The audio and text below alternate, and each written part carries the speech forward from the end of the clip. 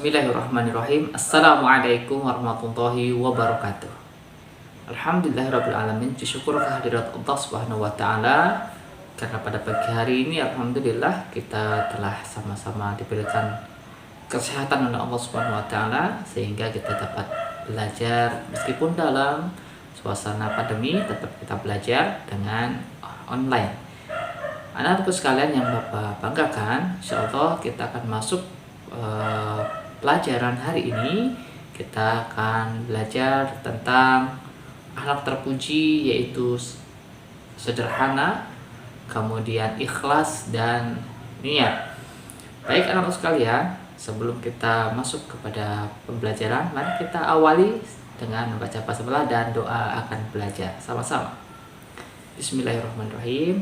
Rabbi zidni ilma warzuqni fahma. Amin ya Allah ya rabbal alamin. Baik anak-anak sekalian, pada pembahasan kali ini kita akan belajar tentang akhlak terpuji. Ya, mari kita akan awali dengan sikap sederhana. Ya, sederhana dalam kehidupan sehari-hari. Anak-anakku sekalian, Rasulullah SAW itu adalah orang yang sederhana, meskipun Rasulullah adalah tidak miskin. Ya, Rasulullah itu tidak miskin, tapi beliau hidupnya sederhana. Allah Subhanahu wa Ta'ala berfirman dalam surah Al-Isra ayat 26 dan 27.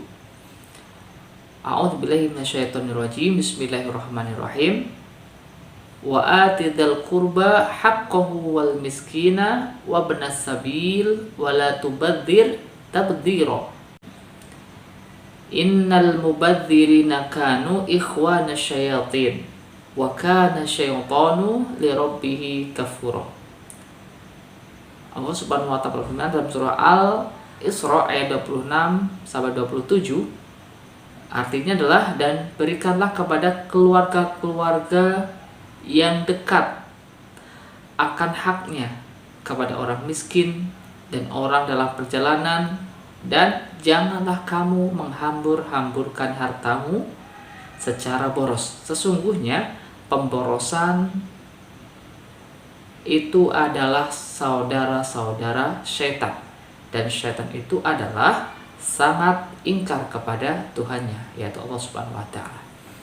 Jadi Allah tidak mensukai perilaku boros, ya, karena boros itu adalah bagian dari perbuatan syaitan. Baik anak-anakku sekalian, nah itu adalah sederhana. Jadi sederhana adalah hidup yang disesuaikan dengan kebutuhan dan tidak berlebih-lebihan dalam menggunakan harta yang ada. Jadi sederhana itu adalah tidak berlebih-lebihan dalam menggunakan harta yang ada. Meskipun kita mampu menggunakan, tetapi kita harus tetap tidak berlebih-lebihan. Itu adalah sederhana. Nah, anak-anakku sekalian, adapun manfaat hidup sederhana adalah sebagai berikut. Yang pertama, hidup apa adanya. Yang kedua, dapat senantiasa bersyukur atas apa yang dimiliki. 3, tidak berlebihan pada sesuatu. 4, mengerti kebutuhan hidupnya. 5, tidak diperbudak oleh keinginan. 6, mampu belanja sesuai dana. Dan yang terakhir dalam manfaat hidup sederhana adalah tidak mudah berhutang. Baik, selanjutnya adalah kita akan melanjutkan kepada yang kedua, yaitu tentang ikhlas. Ya, ikhlas beramal dalam kehidupan sehari-hari.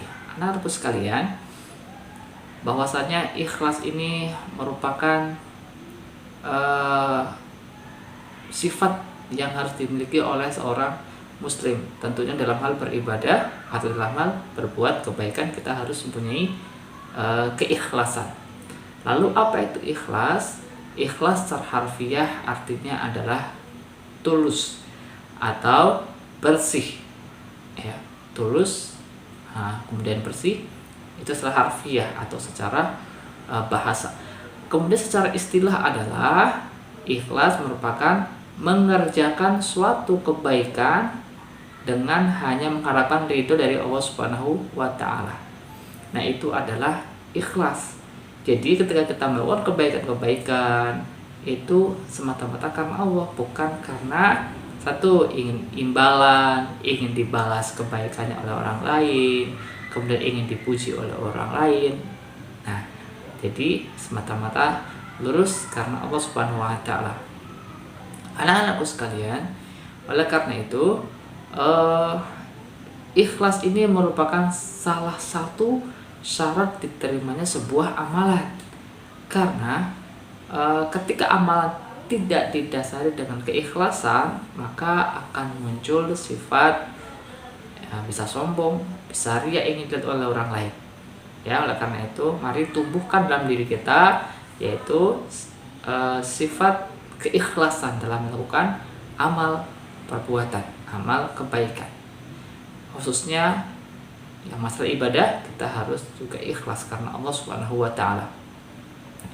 Dalam surah Az-Zumar ayat ke-2 sampai ayat ke-3, pada ayat 2 disebutkan bahwa a'udzubillahi minasyaitonirrajim, bismillahirrahmanirrahim, inna anzalna ilaikal kitaba bil haqq fa'budillaha mukhlishal lahuddin.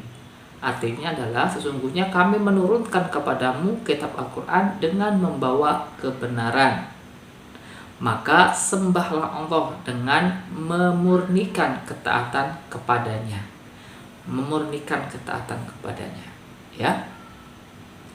Oleh karena itu anak-anak sekalian, jadi memurnikan itu artinya adalah murni karena Allah Subhanahu wa taala, bukan karena ingin dipuji atau bukan karena ingin mendapatkan imbalan, tapi murni karena kita mengharapkan ridho Allah Subhanahu wa taala. Nah, itu adalah ikhlas. Nah, kan aku sekalian, setiap perbuatan, setiap amal kebaikan atau hal yang lain, perbuatan kita itu tergantung pada niatnya. Oleh karena itu mari kita perbaiki niat kita. Ya, perbaharui niat-niat kita. Rasulullah SAW pernah menyampaikan dalam sebuah hadisnya, innamal a'malu binniyat wa innama likulli imri'in ma nawa. Artinya adalah sesungguhnya amal itu tergantung dari niatnya, dan setiap orang akan memperoleh apa yang ia niatkan. Jadi oleh karena itu kalau niat kita ingin mendapatkan ridho oleh Allah, maka kita akan mendapatkan ridho Allah Subhanahu wa taala.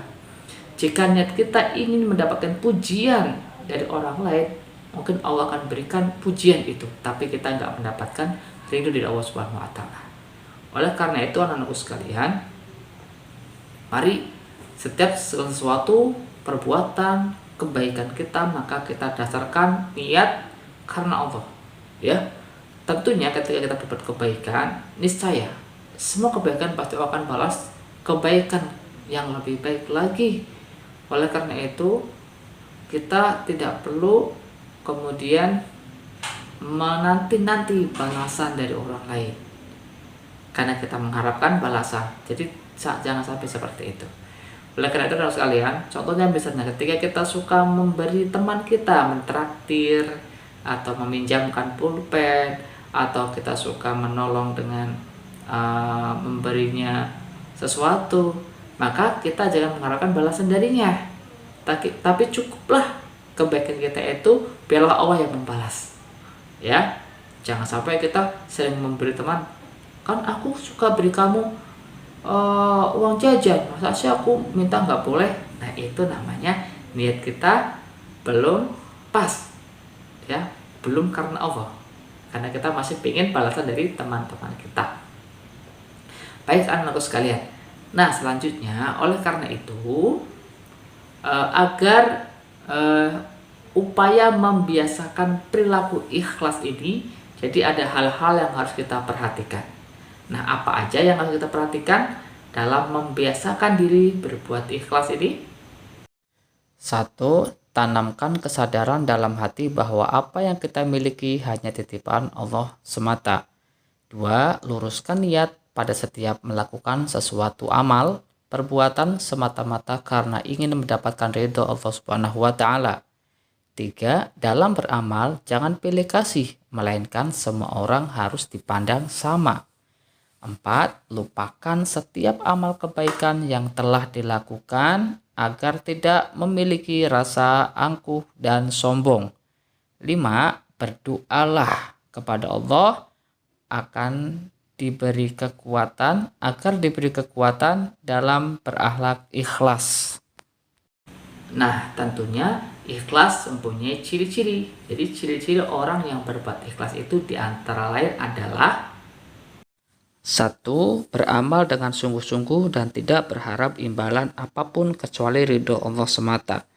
2. Mengerjakan sesuatu atas kesadaran sendiri, tidak karena adanya paksaan atau tekanan dari pihak lain. 3. Mengerjakan sesuatu dengan sepenuh hati tanpa rasa sungkan. 4. Tidak girang ketika dipuji dan tidak benci ketika dicela dan dicaci. 5. Bersedia menerima masukan, saran, dan kritik dari orang atau pihak lain dengan senang hati. Nah, anak-anakku sekalian, selanjutnya kita akan pahami tentang hadis tentang niat, ya, yang sedikit dibacakan di awal.